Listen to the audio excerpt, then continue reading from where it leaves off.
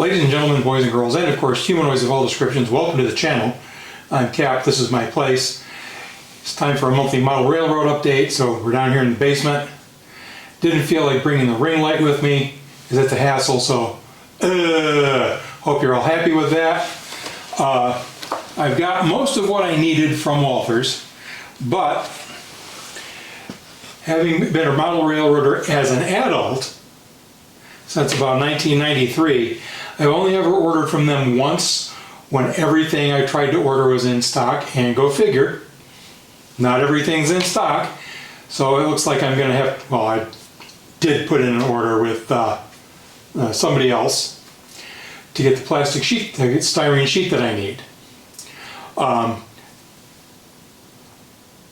Let's take a look at what I have to work on that did come in until the styrene comes in, and we'll go from there.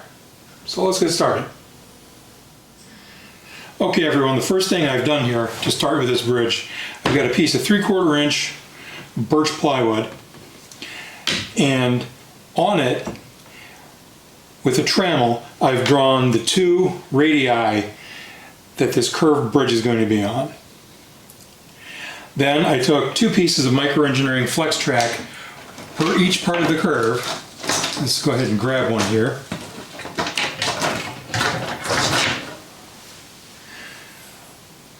Underneath the last cross tie, I used a fairly fresh X-Acto blade and I cut out the tie detail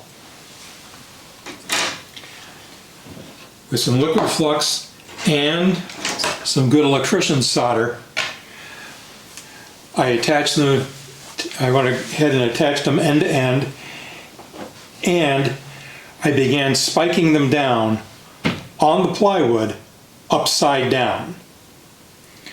I'm doing that so that I can have a consistently formed curve, and so that the distance between the tracks will stay consistent while I'm building the bridge.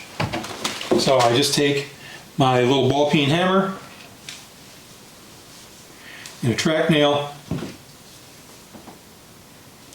and the pliers from a multi-tool,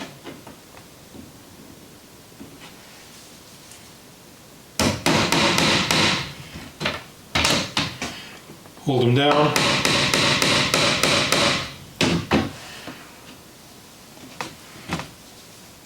and go one on each side so they don't move in either direction.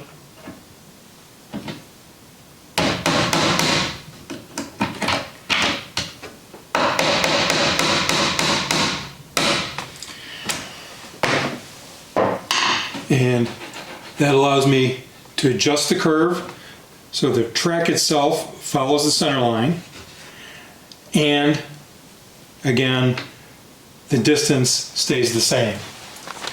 The next thing I'm going to have to do, once the sheet styrene comes in, is I'm going to start building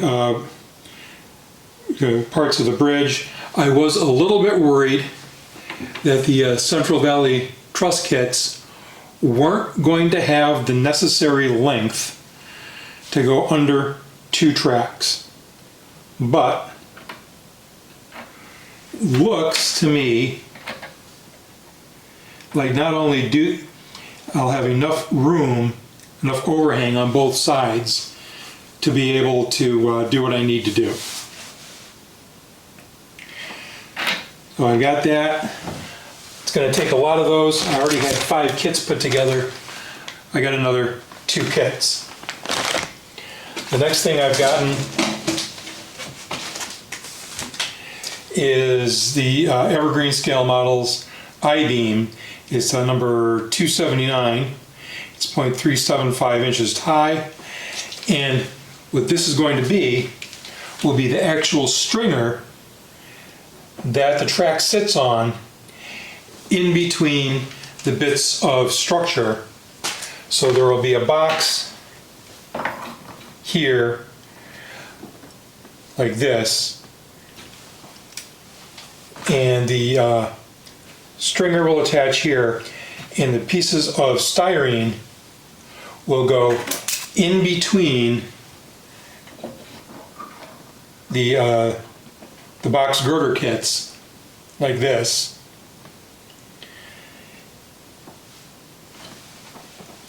So that's how that's going to work. It's a fairly simple construction, except for the obvious fact that the bridge is on a curve. That's going to throw a couple of issues in, but I think I know how to work through that. While I'm waiting for the styrene to come in, we do have one more project.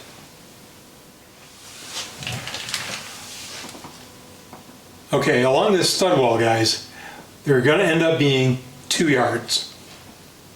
A secondary western staging yard, mostly, I think, for trains and other bits of equipment that aren't regularly run on the railroad. And then above it, a classification yard.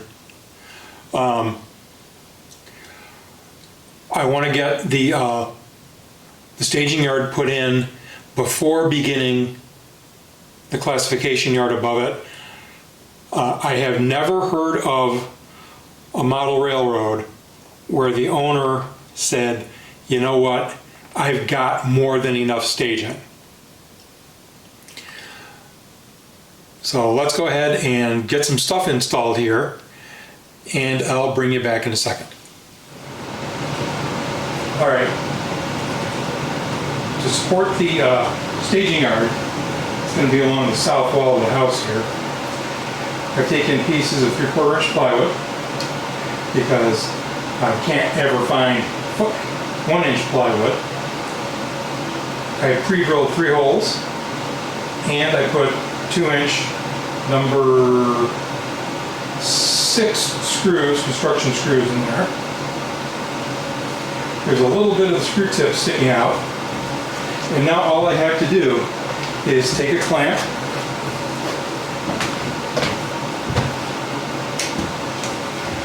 and squeeze it on to the stud.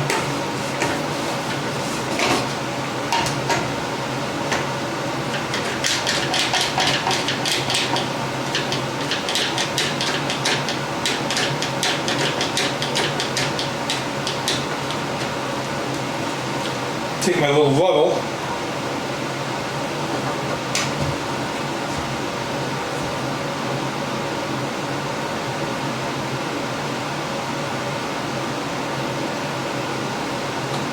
and there we go. And all I have to do is tighten the screws off.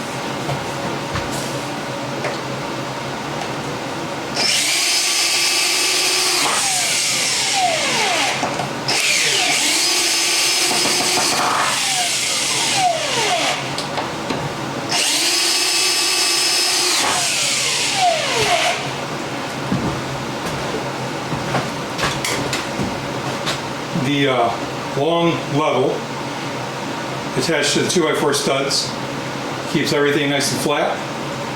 That's the way I've done the staging yards and the visible industrial area.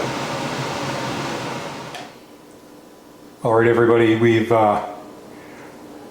had a change of venue here. I find it less uncomfortable to do small, tedious, repetitive work up here at the table, where I have better reception on my phone and I can watch YouTube on my phone while I work. The first thing I've done is, as you can see, I've got masters for the gusset plates that'll hold the truss kits together. I've cut out a bunch of those, and yet nowhere near enough of them. And I've built my first, this will stay up, my first box here. And so I'm going to have to build probably a total of 8 of these, a minimum of 6, probably more like 8, and attach them together. So the way I'm going to do that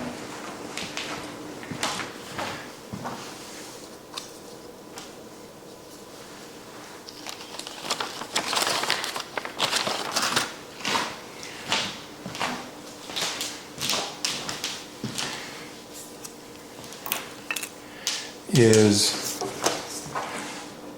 I'll take these, attach another gusset plate over here,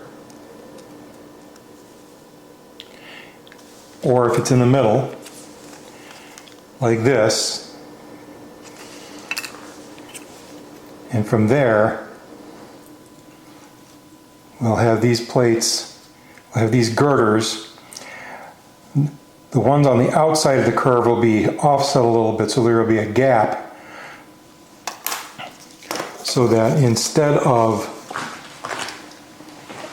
running parallel to each other, these boxes can be angled inward. And once that's in place, then between these plates up top, I can attach those I-beams that I showed you down in the basement. That's going to be my task for the coming 4 weeks, and we'll see how much of that we can get done.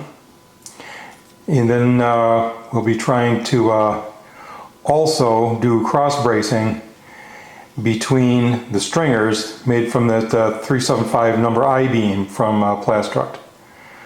So that's the video for this month. As always, new videos every Wednesday. Like, share, subscribe, click a bell, wash your hands, brush and floss your teeth, and we'll see everybody next week with another video. Bye-bye.